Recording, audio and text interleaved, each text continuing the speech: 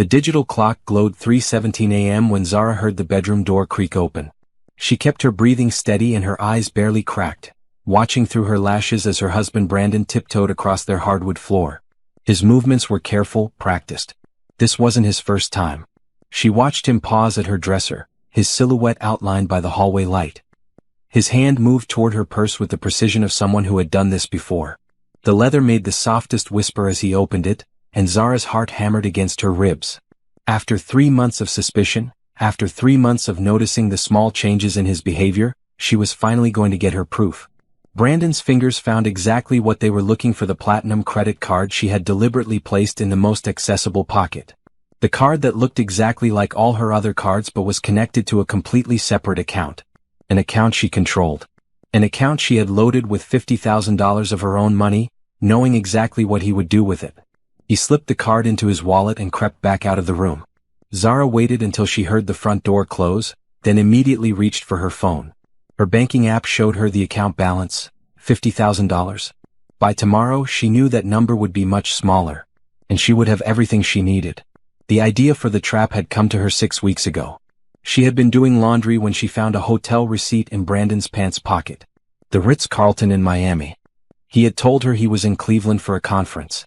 When she looked up the dates, Cleveland had been experiencing a blizzard that week. No conferences were running. That night, she had lain awake thinking about their 7-year marriage. About how distant he had become. About the mysterious phone calls he took in the other room. About how he suddenly needed to work late 3 times a week. About how he had stopped looking at her the way he used to. She could have confronted him then. Could have screamed and cried and demanded answers. Instead, she had gotten smart. She opened a new credit card account in her name only, using her maiden name as an additional cardholder. The card looked identical to her regular platinum card.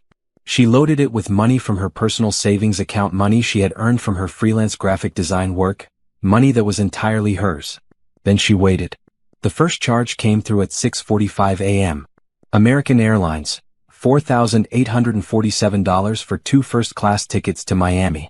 Her phone buzzed with the notification and she almost laughed. 2 tickets. So he wasn't even hiding it anymore. By 8 a.m. there were more charges. The Fontainebleau Hotel, $2,300 for a 3-night stay in an ocean view suite. By 10 a.m., Tiffany & Company, $8,900. Her hands shook as she screenshotted every transaction. She made herself coffee and sat at their kitchen island, watching the charges roll in like a slow-motion car crash. Each notification felt like a small victory and a devastating blow at the same time. She was getting her proof, but she was also watching her marriage die in real time. Lunch at Joe's Stone Crab, $340. Spa treatments at the hotel, $780. Versace boutique, $2,100. The spending continued throughout the day, each purchase more brazen than the last. By evening, when Brandon called to tell her he was stuck in meetings and wouldn't be home until late, nearly $30,000 was gone. "I miss you," he said over the phone, and Zara had to bite her tongue to keep from laughing at the audacity. "Miss you too," she replied, her voice steady. "Don't work too hard." As she hung up, another notification pinged. Nobu Miami, $890. A romantic dinner for 2 while he was supposedly in meetings. That night, Zara sat in their empty house and felt something shift inside her. The hurt was still there, sharp and deep, but it was being joined by something else. Something colder and more focused. She wasn't going to be the crying, hysterical wife. She wasn't going to beg him to come back or try to compete with whoever this other woman was. She was going to be smart. She was going to be strategic. And she was going to win. The spending continued the next day. Brunch at the Four Seasons, $230. Jet ski rentals, $600. Shopping at Lincoln Road, $1,800. Each charge built her case stronger. Each receipt was another nail in the coffin of their marriage. By the time Brandon returned home on Sunday evening, tan and relaxed and full of stories about his difficult clients, $50,000 was gone. He kissed her cheek and asked about her weekend as if he hadn't just spent more money than most people made in a year on another woman. "Quiet weekend," Zara told him, accepting his kiss while internally cataloging every lie. "Just caught up on some work." He nodded and headed upstairs to shower, probably washing off the scent of whoever she was. Zara watched him go and smiled for the first time in weeks.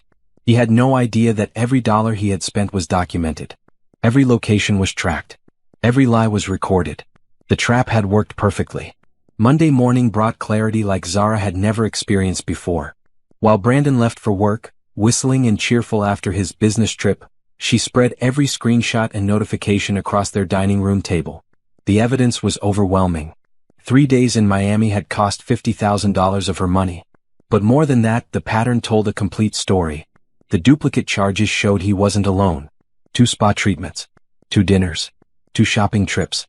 Every receipt painted a picture of Brandon living a completely different life with someone else. She opened her laptop and began creating a spreadsheet. Column 1, date. Column 2, merchant. Column 3, amount. Column 4, evidence type. By noon, she had 43 entries. By evening, after cross-referencing with his social media and work calendar, she had a complete timeline of his deception. The Tiffany receipt bothered her the most. $8,900 for diamond earrings. She knew because she called the store, pretending to be checking on a purchase for her husband. The sales associate was happy to confirm. White gold, 2 carats total, beautiful choice for someone special. Someone special. Not his wife of 7 years. Someone special. Zara's phone rang, interrupting her research. The caller ID showed a local number she didn't recognize. Mrs. Coleman? This is Gabriel Torres from Henderson Financial Investigation Services. You left a message about needing help with a financial matter.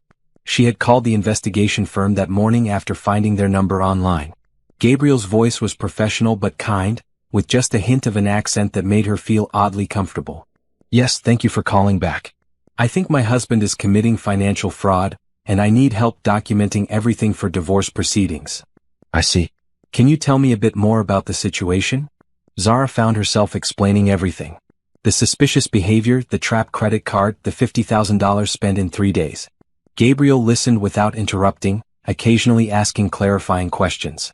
Mrs. Coleman, what you've described is actually quite sophisticated. Setting up that monitoring account shows real strategic thinking. Most people in your situation react emotionally, which makes it harder to build a legal case. I was emotional, Zara admitted. I'm still emotional. But I realized being smart would serve me better than being angry. That's exactly right. The evidence you've gathered so far is excellent, but there are some additional steps we should take to make sure everything is legally admissible. Would you be available to meet tomorrow? After scheduling the appointment, Zara returned to her spreadsheet. But her mind kept drifting to Gabriel's voice, to how he had taken her seriously immediately. When was the last time Brandon had spoken to her with that kind of respect? The charges from the trip were complete, but when she checked the account that evening, new transactions appeared. Gas station in Brandon's neighborhood, $67. That made sense, he was back home. But then, Nordstrom, $340. Victoria's Secret, $180. Sephora, $95. More gifts. For someone who wasn't his wife. Zara screenshotted everything and added it to her growing file. Then she did something that surprised herself. She texted her sister Riley. Can you come over tomorrow night? I have something to tell you. Riley arrived the next evening with wine and concern written all over her face. The two sisters had always been close, but Zara had been distant lately, canceling dinners and dodging phone calls. Now she knew why. I'm getting a divorce, Zara said without preamble. Riley nearly dropped her wine glass. What happened? Zara showed her the spreadsheet, walking through each charge and what it meant. Riley's expression moved from shock to anger to something that looked like pride. Holy shit, Zara. You trapped him. This is like something out of a movie. It felt like the only way to get the truth. If I had just accused him, he would have denied everything and gotten better at hiding it. So what's next? Tomorrow I meet with a financial investigator. Then I file for divorce. And then... Zara paused, thinking about Gabriel's voice, about how it felt to be taken seriously. Then I figure out what my life looks like without him. Riley raised her wine glass. To new beginnings. As they clinked glasses, Zara's phone buzzed.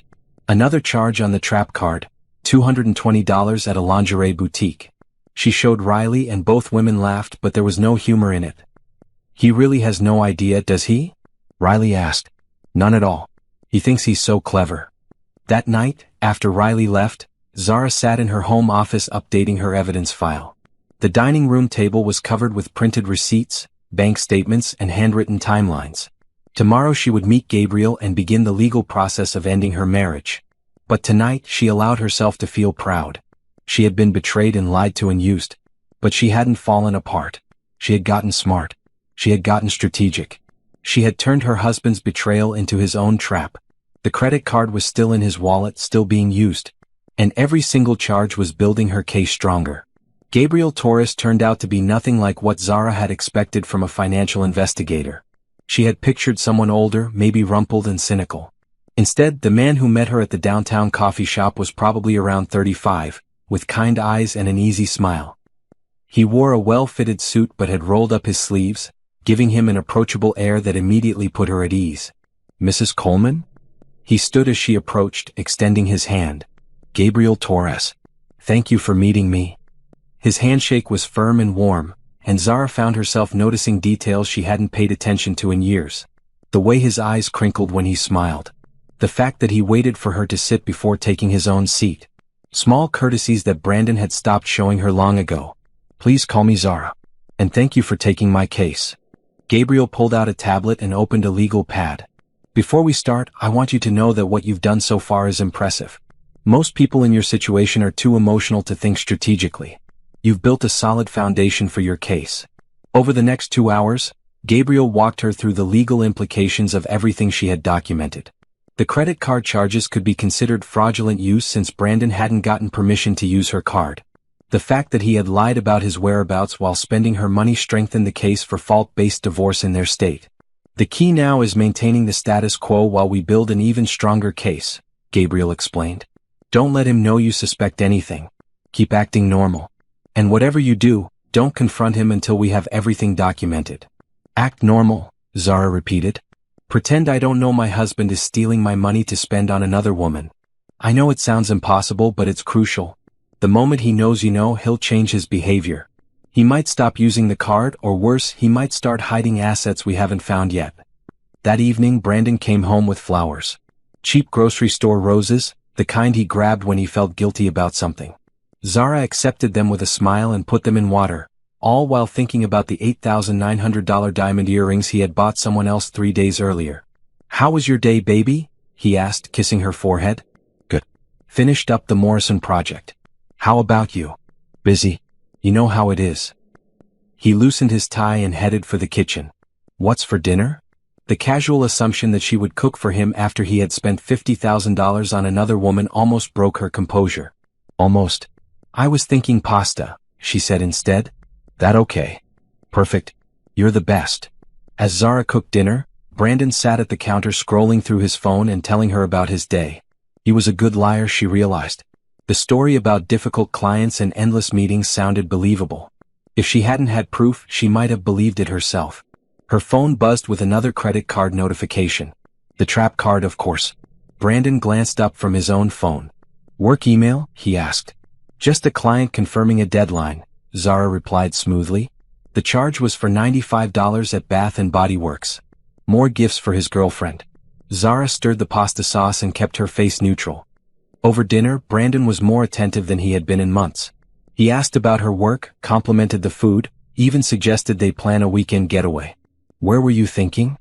Zara asked, genuinely curious about his answer. "Maybe the mountains? Somewhere quiet, just the two of us. It feels like we haven't had quality time lately." The audacity was breathtaking.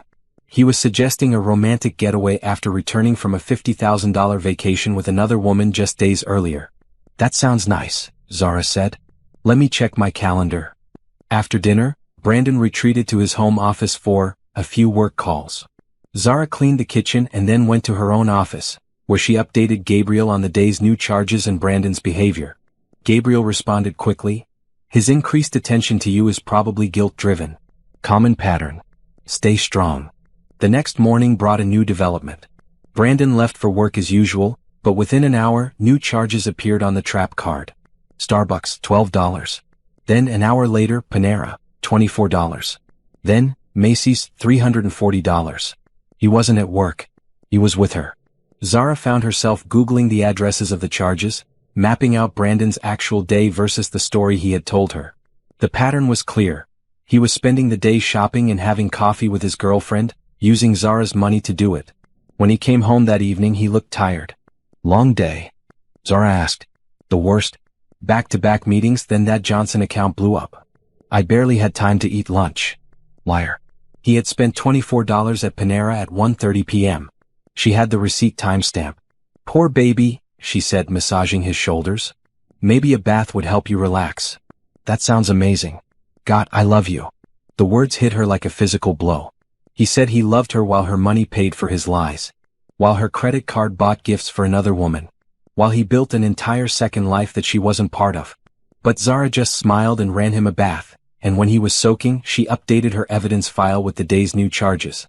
Each receipt was another step toward freedom. Each lie was another reason she was doing the right thing. Gabriel had been right about one thing. Staying strong was the hardest part. But every time Brandon looked her in the eye and lied, every time he accepted her kindness while betraying her trust, Zara felt her resolve strengthen. She was going to play the perfect wife right up until the moment she destroyed him. 2 weeks into her surveillance, Zara discovered the other woman's identity by accident. She was scrolling through Instagram during her lunch break when a tagged photo caught her attention.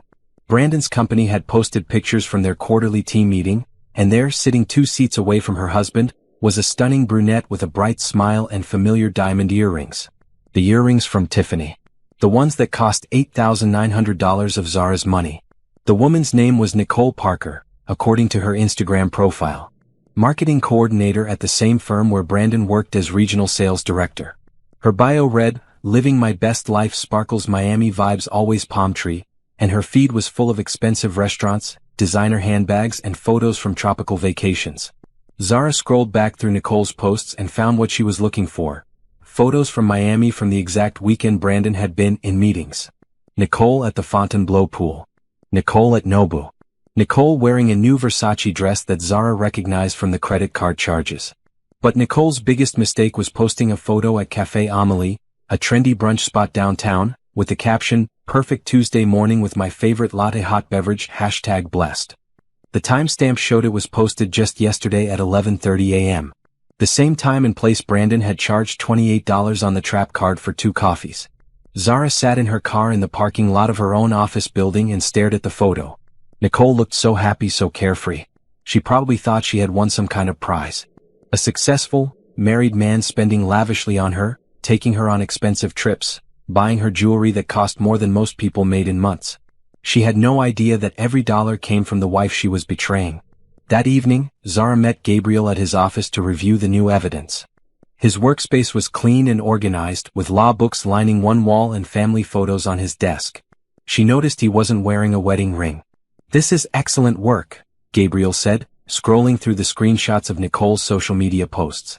The timestamps matching the credit card charges create a clear timeline. And the fact that they work together adds another layer of complexity to your husband's situation. Complexity how? Most companies have policies about workplace relationships, especially between supervisors and subordinates.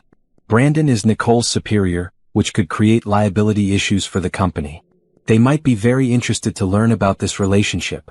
Zara felt a spark of vindictive satisfaction. Would that affect Nicole's job? Possibly. It depends on their specific policies. But that's something to consider after we handle your divorce case. Gabriel closed the tablet and looked at her directly. "How are you holding up with all of this? I know it can't be easy to maintain the facade at home." The question caught Zara off guard. No one had asked how she was doing through all of this. Her sister Riley was supportive but focused on the practical aspects. Her friends didn't know anything was wrong. Brandon certainly wasn't concerned about her emotional well-being. "It's harder than I expected," she admitted. "Yesterday he brought me flowers and told me he loved me, and for a second I forgot that he was lying. I almost felt guilty for trapping him." "That's normal," Gabriel said gently. "You're grieving the end of your marriage while also having to pretend nothing's wrong. That takes incredible strength." Something in his voice made her look at him more closely. "Have you been through a divorce?" 3 years ago.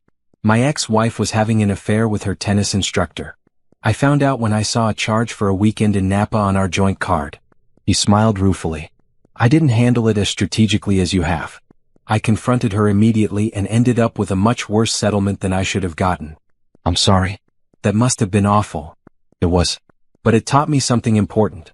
The people who stay calm and think strategically in these situations usually come out better in the end." "You're going to be okay, Zara?" The way he said her name with confidence and respect, made something flutter in her chest that she hadn't felt in years.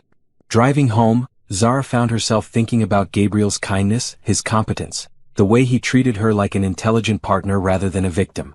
When was the last time Brandon had looked at her with that kind of respect? At home, Brandon was already in bed, scrolling through his phone. Probably texting Nicole.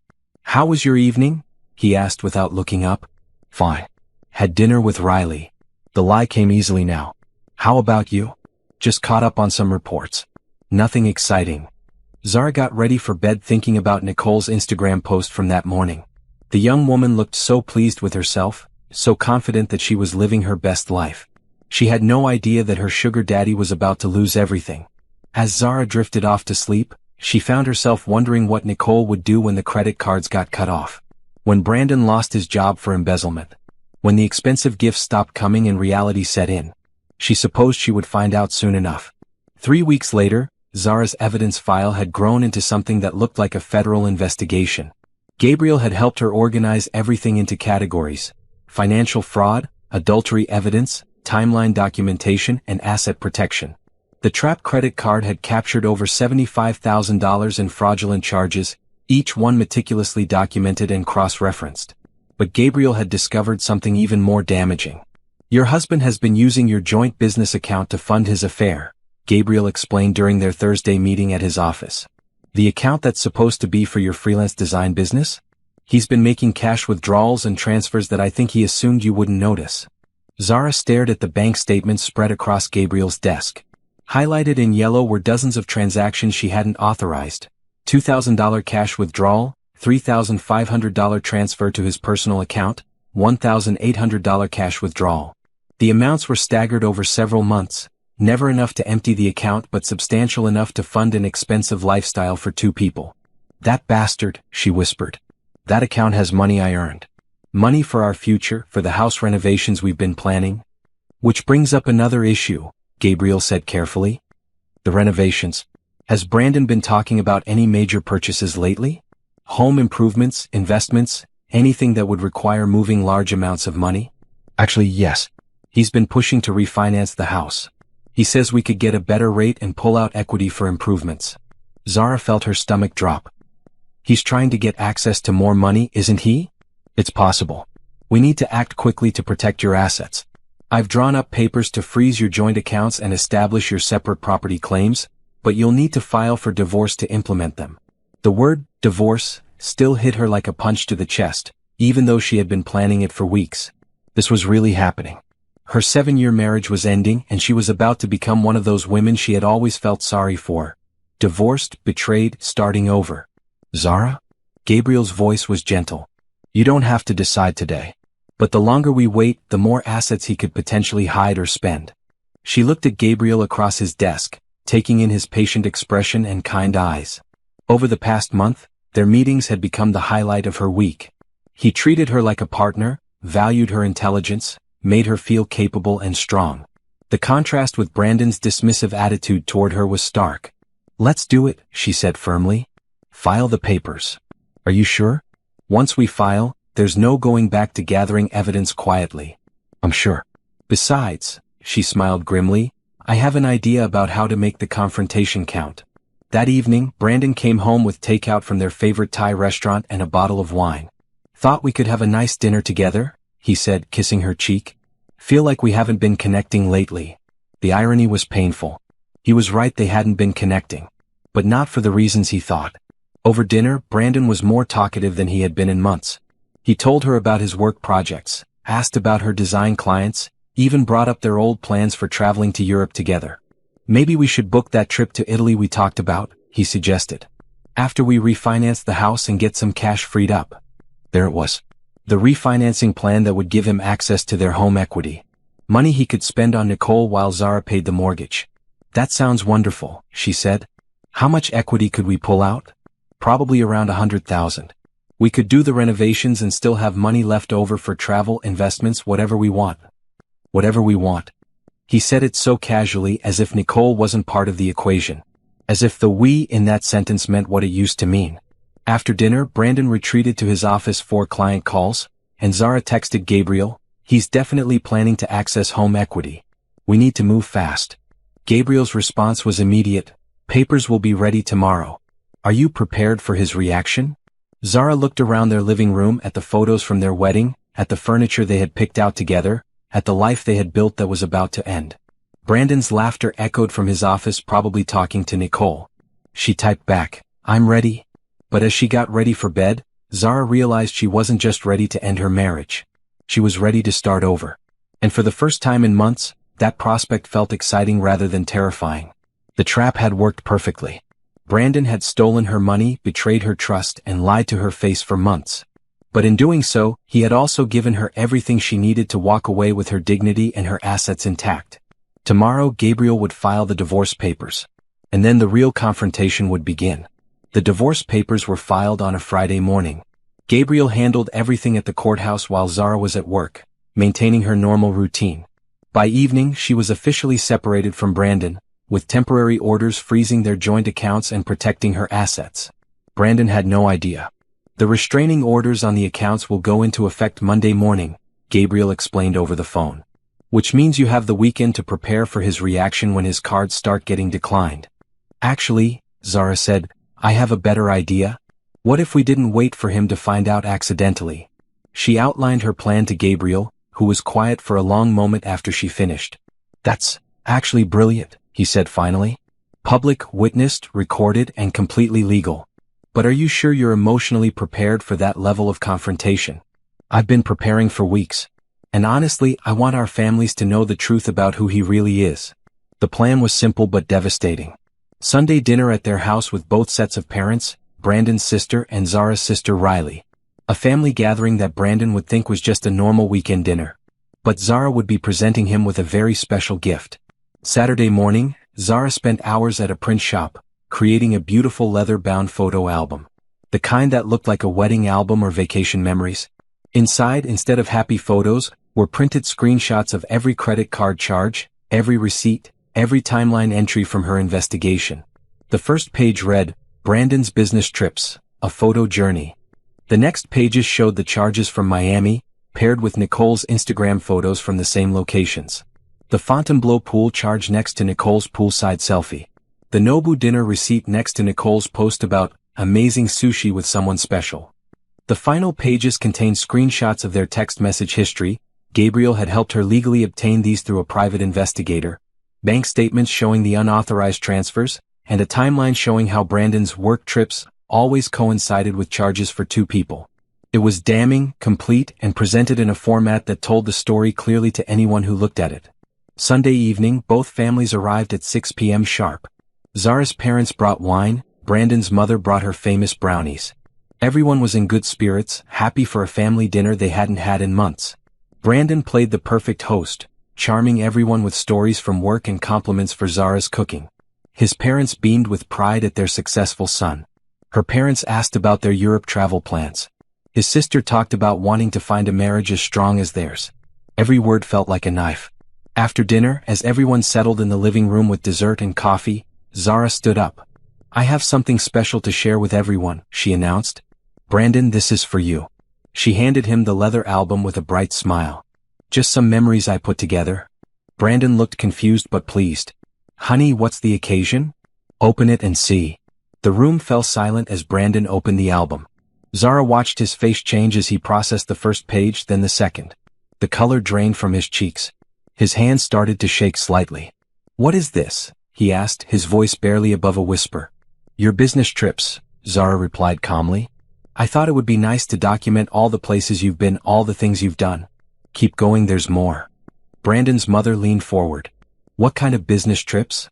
Zara's father picked up a printed receipt from the coffee table. She had spread some of them out as decoration. The Fontainebleau Hotel? That's quite a business conference, son. By now, everyone in the room was looking at documents and photos. The evidence was overwhelming and undeniable. Brandon sat frozen, still clutching the album. $50,000, Zara said quietly. That's what you spent on your girlfriend in Miami. On my credit card. While lying to my face about where you were. Brandon's sister gasped. Brandon, what is she talking about? I can explain, Brandon started, but his voice cracked. Explain what? Zara's mother asked, holding up a photo of Nicole wearing the Tiffany earrings. Explain who this woman is? Explain why you bought her jewelry that costs more than most people's cars. It's not what it looks like, Brandon said desperately. At that moment, as if on cue, his phone rang. The caller ID was visible to everyone, Nicole Redhart. Zara reached over and answered the call, putting it on speaker before Brandon could stop her. Hey baby, Nicole's voice filled the room. Are you still coming over tonight? I made dinner reservations at that new place you wanted to try. The silence in the room was deafening. Actually, Nicole, Zara said calmly into the phone, this is Zara, Brandon's wife. He won't be coming over tonight. Or any other night. The call ended immediately. Brandon's father stood up slowly. Son, is this true? Brandon looked around the room at the faces of everyone he cared about. His parents looked horrified and disappointed. His sister was crying. Zara's family looked furious. And Zara herself stood in the center of it all, calm and composed, finally free to tell the truth. I'm sorry, he whispered. Sorry for cheating? Zara asked. Sorry for stealing my money? Sorry for lying to everyone in this room? Or sorry you got caught? Brandon had no answer. The perfect trap had finally snapped shut. The silence that followed Nicole's phone call stretched for what felt like hours but was probably only seconds. Zara watched Brandon's face cycle through emotions. Shock, panic, calculation, and finally, a desperate kind of anger. You set me up, he said, his voice rising. That credit card, you planned this whole thing. I gave you access to my money and you chose to steal it, Zara replied evenly. I gave you opportunities to tell me the truth and you chose to lie. I didn't make you do anything, Brandon.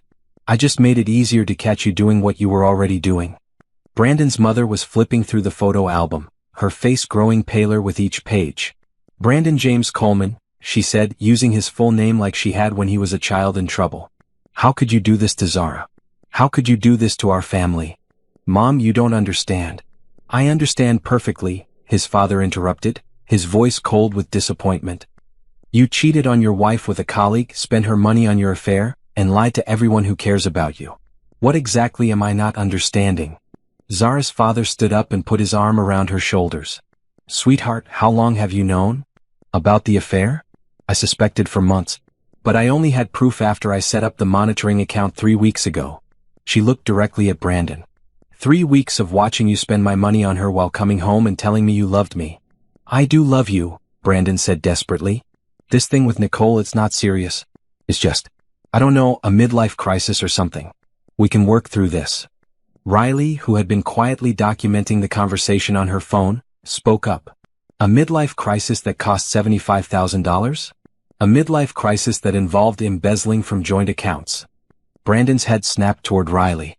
What embezzling? Zara smiled coldly. Did you think I wouldn't notice the withdrawals from our business account? The transfers you thought I was too stupid to see? Gabriel helped me trace all of it, Brandon. Every stolen dollar. Gabriel? Who the hell is Gabriel? My financial investigator. Also my divorce attorney as of yesterday morning.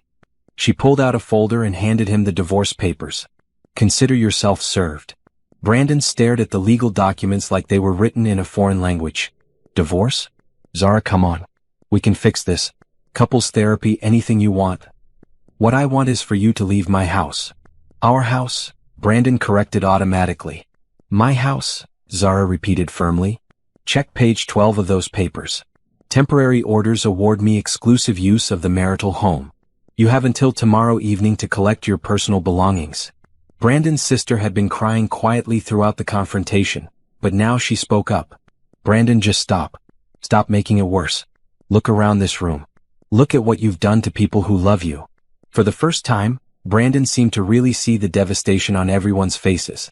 His parents looked older somehow, aged by disappointment. Zara's parents were clearly struggling between anger at him and support for their daughter. His sister was heartbroken.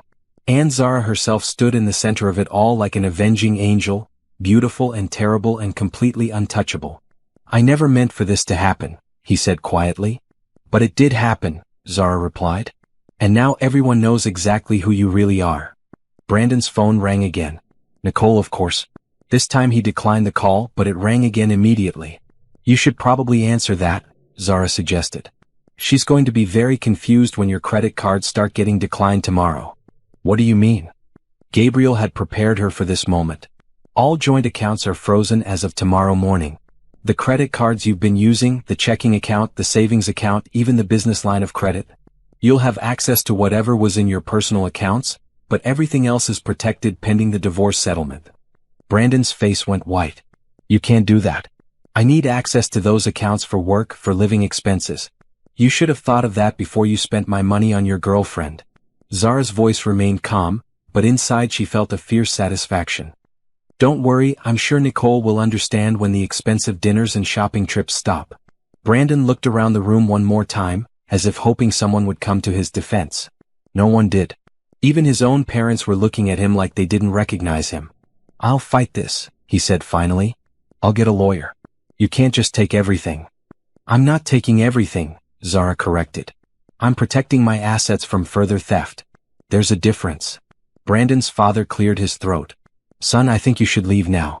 Let everyone cool down, figure out next steps. Dad, you're taking her side? I'm taking the side of honesty and decency.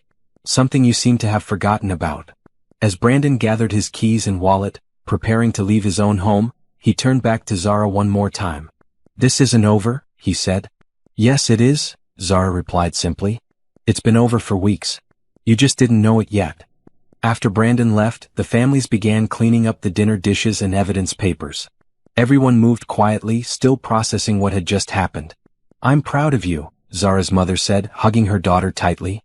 It took incredible strength to handle this the way you did. I'm proud of you too, added Brandon's mother, surprising everyone. You deserved so much better than what my son gave you. I'm ashamed of him. As the evening wound down and families began to leave, Zara found herself alone in her living room, finally able to process what had just happened. 7 years of marriage had ended in the space of an hour. But instead of feeling devastated, she felt something she hadn't experienced in months: relief. Her phone buzzed with a text from Gabriel. How did it go? She typed back, perfectly. The trap worked exactly as planned. How are you feeling?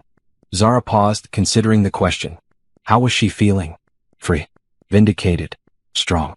And for the first time in a very long time, hopeful about her future. I'm feeling like myself again, she texted back. That's the best possible outcome, Gabriel replied. Tomorrow we start building your new life. New life. Zara liked the sound of that. The first sign that Zara's plan was working perfectly came Monday morning at 9:47 a.m. Her phone rang with a call from Brandon's work number. Zara? It's Brandon. Listen, there's some kind of mistake with our accounts. My cards are getting declined and I need you to call the bank. There's no mistake, Zara interrupted calmly. The accounts are frozen by court order as part of our divorce proceedings. You'll need to use your personal accounts. Divorce proceedings? Zara, come on, we talked about this. One fight doesn't mean we're getting divorced. Brandon, you stole $75,000 from me to spend on your affair. That's not a fight, that's theft. And fraud. And adultery. The divorce papers I served you last night made everything quite clear. The line was quiet for a long moment. I need access to those accounts, Zara. I have bills, obligations. Then you should have thought of that before you embezzled from them. She hung up and immediately called Gabriel to report the conversation. His response was exactly what she had hoped for. That call establishes that he knew the accounts were frozen but was trying to manipulate you into giving him access anyway. It's excellent evidence of his ongoing attempt to control the situation. 2 hours later, Gabriel called back with even better news. Brandon's company wants to meet with us this afternoon. Apparently, they've launched an internal investigation into his expense reports after receiving an anonymous tip about his relationship with Nicole Parker. Anonymous tip? Sometimes concerned citizens feel compelled to report fraud when they see it, Gabriel said carefully. Hypothetically speaking, of course. Zara smiled. She had a pretty good idea who might have sent Brandon's company a detailed timeline of his expenses, along with evidence that his business trips were actually personal vacations with a subordinate employee. The meeting at Henderson & Associates took place at 3 p.m. Brandon's company was represented by their general counsel and HR director, who looked extremely uncomfortable throughout the presentation. Mrs. Coleman, the general counsel began, we want to first apologize for any role our employees' actions may have played in your situation. We take workplace relationships and expense fraud very seriously. Gabriel spread out the evidence on the conference table.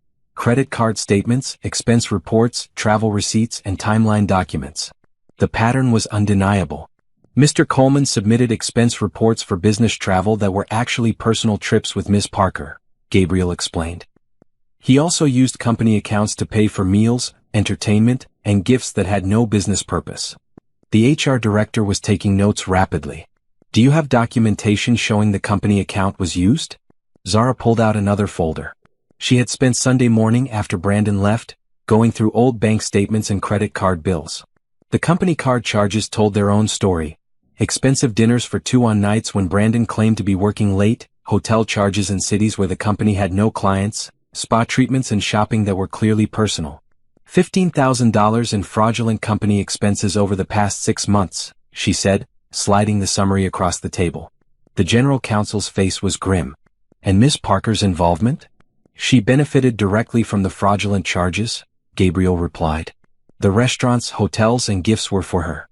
She also appears in social media posts that establish she was present during the fraudulent business trips. What happens now? Zara asked. Mr. Coleman will be terminated immediately for cause, the HR director said. We'll also be filing a complaint with local law enforcement for embezzlement. As for Miss Parker, her employment is also terminated. Company policy strictly prohibits romantic relationships between supervisors and subordinates, especially when they involve fraud. As they left the law office, Zara felt another piece of satisfaction click into place. Brandon hadn't just lost his wife and his home access, he had lost his job and his girlfriend in the same day. Her phone buzzed with multiple text messages from Brandon. They fired me. I hope you're happy. Nicole got fired too. She's devastated. How could you do this to us? I need somewhere to stay. The hotel is expensive and my cards are maxed out. Zara showed the messages to Gabriel, who immediately advised her not to respond. He's trying to make you feel guilty and sorry for him. Don't engage. Every message he sends is evidence of his attempts to manipulate you. That evening, Riley came over with takeout and wine to celebrate what she called the most satisfying takedown in history. Brandon's sister called me, Riley reported. Apparently he showed up at their parents' house this afternoon, crying and asking to borrow money. His dad told him to get a job and figure out his own problems. What about Nicole? Oh, that's the best part. According to office gossip, and yes, I have sources at his company, Nicole completely freaked out when she got fired. Started screaming that Brandon had promised he was going to leave you and marry her. Apparently she had no idea he was stealing money to fund their relationship. She thought he was just wealthy. Zara almost felt sorry for Nicole. Almost. She really didn't know he was married when it started? According to the gossip, she knew but thought you two were separated. Brandon told her you were just staying in the house temporarily until the divorce was finalized. She thought she was dating a soon-to-be-divorced man, not helping break up a marriage. The lies just kept coming. Brandon had manipulated Nicole almost as much as he had manipulated Zara, just in different ways. Later that evening, as Zara was getting ready for bed in her quiet house, her phone rang. Gabriel's name appeared on the screen. Just wanted to check how you're doing after today, he said.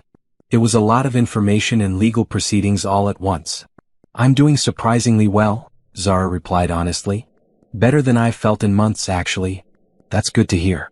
You've handled everything with incredible grace and intelligence. I hope you know how impressive that is. Something in Gabriel's voice made her pause. Over the past month, their professional relationship had developed into something that felt like friendship. He had been kind, supportive, and respectful throughout the entire ordeal. He had seen her at her most vulnerable and treated her with dignity. Gabriel, she said carefully, can I ask you something personal? Of course. When your divorce was final, how long did it take before you felt ready to trust someone again? He was quiet for a moment. That's a complicated question. I think it depends less on time and more on the person you're considering trusting. What do you mean? I mean, some people show you who they are through their actions over time. Others show you through how they treat you when you're going through the worst experience of your life. Zara felt her heart speed up slightly. Was he talking about her situation or something else?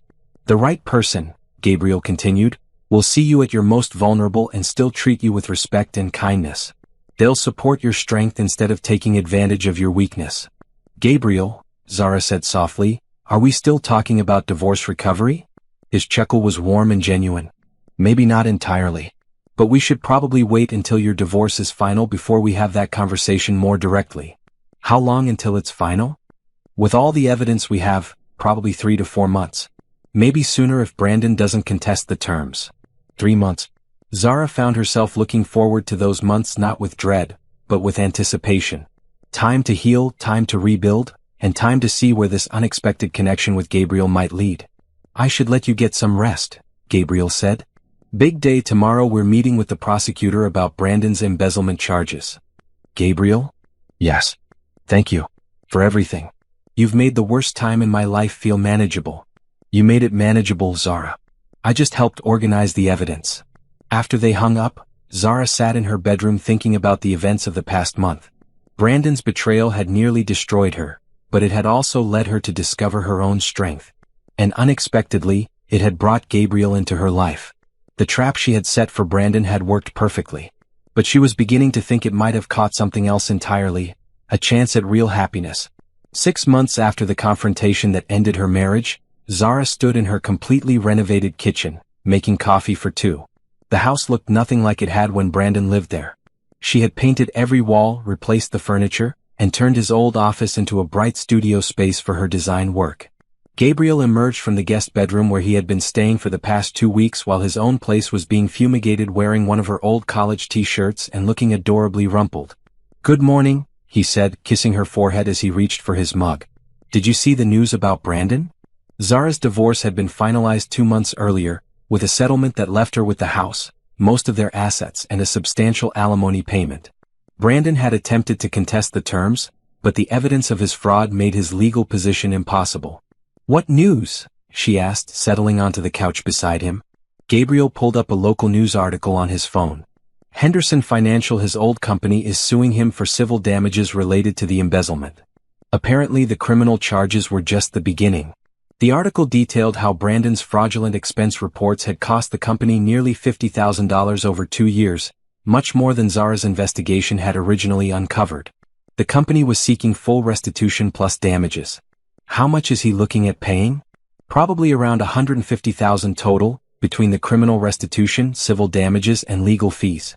Plus he still owes the IRS for unreported income from the fraudulent expenses.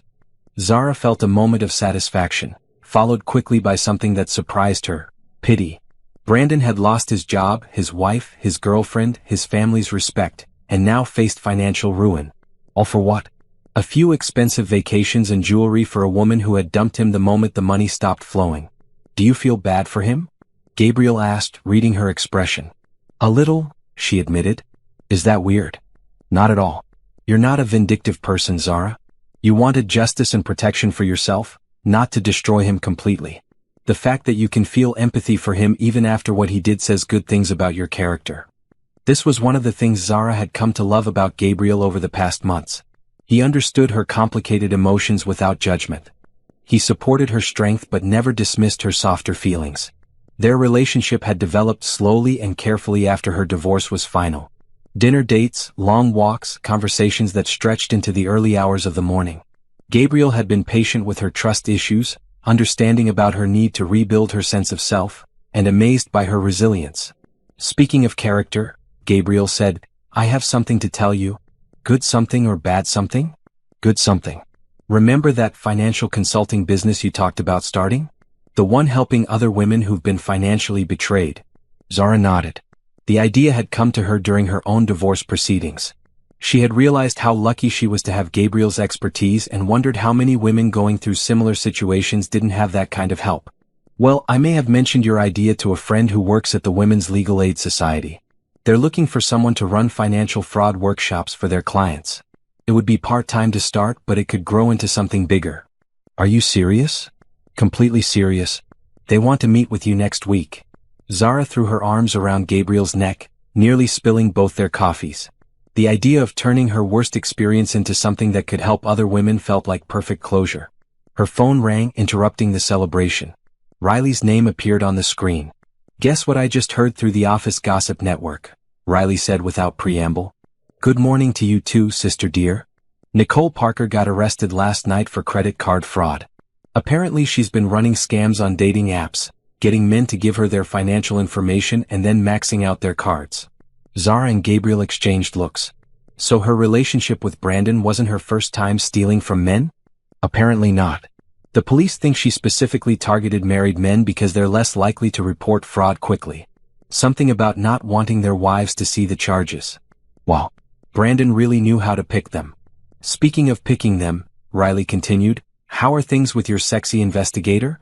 Gabriel raised his eyebrows and mouthed, sexy investigator? With an amused smile. Things are good, Zara said, rolling her eyes at her sister. Really good. Good enough that you're ready to make it official? Riley. Because I may have already planned an engagement party for you too. Hypothetically. For whenever you get around to actually getting engaged. We haven't even talked about. Gabriel took the phone from her hands. Hi Riley, it's the sexy investigator. What kind of timeline are we looking at for this hypothetical party? Zara could hear Riley's delighted laughter through the phone. I like him, she told Zara loudly. Keep this one. After Gabriel hung up, Zara looked at him seriously. Were you joking about the engagement thing? Which part? Any of it. All of it. Gabriel set down his coffee and took her hands in his. Zara, I've watched you transform from a woman whose husband was stealing from her to someone who built a trap sophisticated enough to catch him, documented everything perfectly, and came out stronger than ever. You've started a new career helping other women in similar situations. You've rebuilt your entire life from the ground up. And somehow, in the middle of all of that, you found room to care about me. Gabriel. I'm not joking about wanting to spend my life with you. But I also want to make sure you've had enough time to heal from Brandon's betrayal. I don't want to be your rebound relationship. I want to be your forever relationship. Tears were forming in Zara's eyes, but they were happy tears. You're not a rebound. You're the man who saw me at my worst and helped me become my best. You're the man who treated me like a partner when my own husband treated me like an afterthought. So is that a yes to Riley's hypothetical engagement party? Zara laughed and kissed him. Ask me properly and find out. Gabriel grinned and dropped to one knee right there in her living room, still wearing her old college t-shirt and holding her hands instead of a ring. Zara Coleman, will you marry me? Yes, she said without hesitation. Absolutely yes. As Gabriel stood up to kiss her, Zara reflected on how strange life could be. Brandon's betrayal had been devastating, but it had also led her to discover her own strength, her professional calling, and the love of her life. The credit card trap had caught more than just a cheating husband. It had caught her a chance at real happiness. 1 year later, Zara stood in the bridal suite of the boutique hotel where she and Gabriel were about to be married. The room was filled with flowers, laughter, and the kind of joy she had forgotten was possible. Riley was fussing with her veil while her mother touched up her makeup, and for the first time in years, Zara felt completely, genuinely happy. You look absolutely radiant, her mother said, stepping back to admire her daughter. Gabriel is going to lose his mind when he sees you. The wedding dress was nothing like the one Zara had worn for her first marriage. That dress had been traditional, chosen more for the photos than for how it made her feel. This dress was bold and beautiful, with a fitted silhouette and delicate beading that caught the light when she moved. She felt like herself in it, confident, strong, and ready for whatever came next. Her financial consulting business, Secure Future Financial, had grown beyond her wildest dreams. What had started as part-time workshops had become a full-service practice helping women protect their assets and detect financial fraud. She had 5 employees now, including 2 former clients who had become passionate advocates after successfully divorcing their own cheating husbands. Gabriel had proposed properly 3 months after that morning in her kitchen, with a stunning ring and a romantic dinner at the restaurant where they had had their first official date. The engagement had been everything her first had pretended to be. Genuine, loving, and built on mutual respect and partnership. A knock at the door interrupted her thoughts. Come in, Riley called. To Zara's surprise, it was Gabriel's assistant from his law firm, looking slightly apologetic. I'm sorry to interrupt, she said, but Mrs. Coleman, Mrs. Torres to be there's someone here to see you. He says it's important. Zara's heart skipped. Who is it? Brandon Coleman. He's in the hotel lobby asking to speak with you. The room went completely silent. Riley's face darkened with anger, and Zara's mother looked ready to march downstairs and confront Brandon herself. What does he want? Zara asked calmly. He said he wants to apologize and wish you well. The hotel security is with him. Mr. Torres arranged for that, so you're perfectly safe. But Mr. Torres wanted me to ask what you'd like to do. Zara looked at herself in the mirror. She was wearing a wedding dress, about to marry a man who truly loved her, surrounded by people who supported her happiness. She had built a successful business from the ashes of Brandon's betrayal. She had turned the worst experience of her life into something that helped other women. Brandon had lost everything. His job, his reputation, his family's respect, his financial security. The criminal charges had resulted in probation and community service, but the civil lawsuits had left him essentially bankrupt. According to the last update Gabriel had received, Brandon was working as a car salesman and living in a studio apartment across town. "Tell him I'll give him 5 minutes," Zara said. In the lobby with security present. "Zara, are you sure?" Riley asked. "It's your wedding day. You don't owe him anything." "I know I don't owe him anything, but I want to hear what he has to say. I want to see who he is now." Gabriel was waiting in the lobby when Zara came downstairs. He looked devastatingly handsome in his tuxedo, but his face was concerned and protective. "You don't have to do this," he said, taking her hands. "I want to. But stay close. Always." Brandon was sitting in a chair near the lobby's fireplace, flanked by 2 hotel security guards. He looked older than Zara remembered and definitely worse for wear. His suit was cheap and ill-fitting, his hair was thinning, and there was a defeated quality to his posture that she had never seen before. When he saw her approaching, he stood up slowly. His eyes widened as he took in her appearance. "Zara," he said quietly, you look beautiful." "Thank you. What did you want to say to me, Brandon?" He glanced nervously at Gabriel and the security guards, then back at her. "I wanted to apologize. For everything. For what I did to you, for how I treated you, for the way things ended." "Okay. I appreciate the apology. I also wanted you to know that I understand now. What you did, the credit card trap, the investigation, all of it was brilliant. I was angry at first, felt like you had set me up. But you just gave me enough rope to hang myself, didn't you?" Zara nodded. "That's exactly what I did. I deserved everything that happened to me. The divorce, losing my job, Nicole leaving me when the money stopped, all of it. You were a good wife, and I threw it all away for something that wasn't even real. Brandon, why are you telling me this now? On my wedding day?" He looked down at his hands. "Because I heard about your business. About how you're helping other women who went through what you went through. And I realized that even my betrayal turned into something positive for you. You took the worst thing I ever did to you and made it into something that helps people." Zara felt Gabriel's hand squeeze hers gently. "That's right. I did. I wanted you to know that I'm proud of you. I know I don't have the right to be, but I am. And I wanted to wish you happiness with—" He looked at Gabriel, "with someone who deserves you." "Thank you," Zara said simply. Brandon nodded and turned to Gabriel. "Take care of her. She's smarter than both of us combined, and she deserves everything good in the world." "I plan to," Gabriel replied. As Brandon walked toward the lobby exit, he paused and looked back one more time. "Zara? The credit card you used for the trap, did you really load it with $50,000 of your own money just to catch me?" "I did. That's the most expensive lesson anyone's ever taught me. But it was worth every penny, wasn't it?" Zara smiled. "It was worth every penny."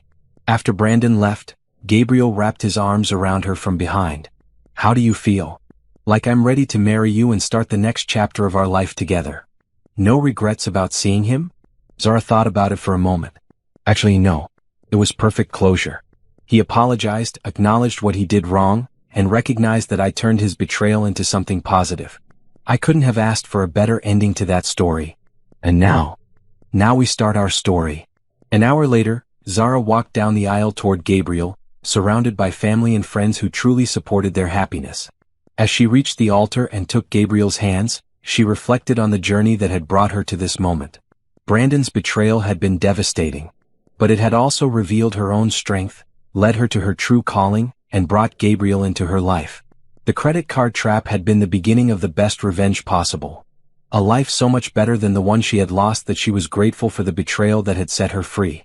As Gabriel slipped the wedding ring onto her finger and promised to love her with honesty and respect for the rest of their lives, Zara realized that perfect revenge wasn't about destroying the person who hurt you. Perfect revenge was building a life so beautiful that you could thank them for setting you free to find it.